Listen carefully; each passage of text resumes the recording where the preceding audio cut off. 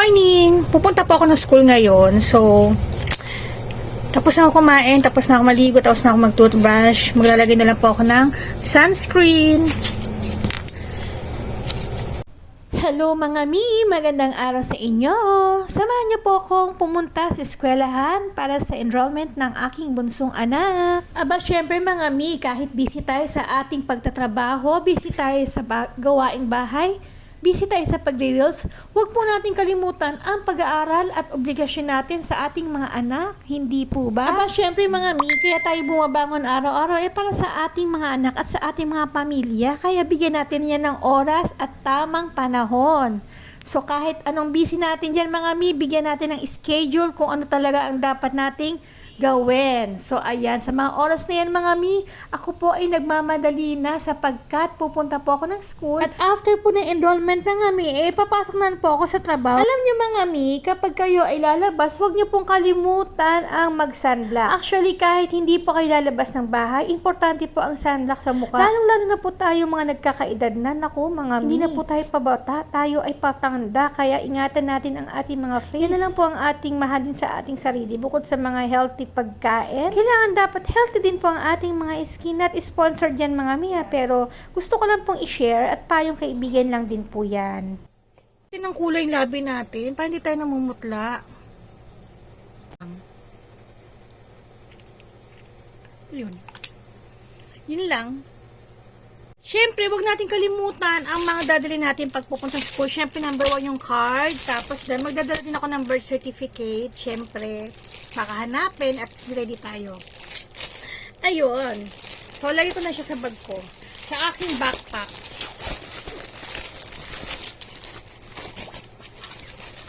So, ayun. Siyempre, kailangan mabango tayo. Magpabango tayo. Baka kasi mga may pawis tayo dun, diba? So, yun. Siyempre, magsuklay ka din. Para hindi ka magmukhang bruha. At naalala ko, baka mainit po sa school. Baka kailangan namin kung ano doon. Siyempre, kailangan nating electric fan. Siyempre, kailangan gumagana yan para sure ka. O, diba? O, gumagana yan.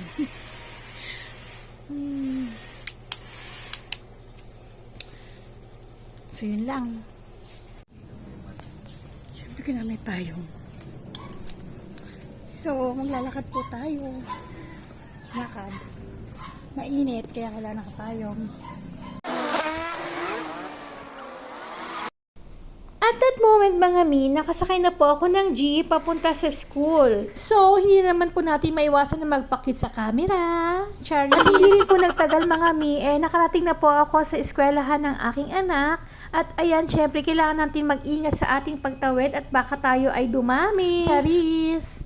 Ayan, syempre, waiting po kay ate para i-assist po ako sa aking pagtawid. So, yon, patawid na po kami dyan.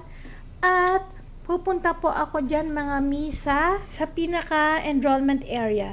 At yan mga mi, nakakita ko na may dalang walis. Kinakabahan ako dyan. Bakit may mga walis pong dala? Kasi ang alam ko enrollment day lang. Hindi po ako na-inform. Brigada pa rin pala. Kasi ang alam ko mga mi, ang brigada ay nung Monday pa nag-start at hindi po ako naka-attend. So, ayan mga mi, syempre hindi po mawawala ang pila. Kailangan po natin pumila. At after namin magpalista sa baba mga mi, pinaakyat po kami ng aming advisor para maglinis daw po ng room. Diyos mio Marimar, hindi po ako prepared. But anyways, kailangan nating suportahan ang ating teacher at tulungan sa kanilang gawain bilang parents and teacher participation.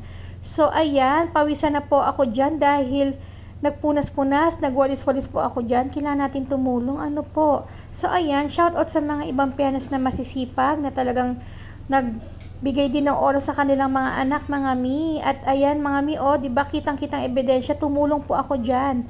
Nagpunas po ako ng mga pinofloor waxan ng mga mamis. Ayan mga mi, diba? At shout out din po sa mga parents na talagang masisipag at nagbigay oras dito po sa school. At natapos ng aming gawain mga mi, nagbigay na rin po ng books at that moment. So, kinuha ko na po yung books.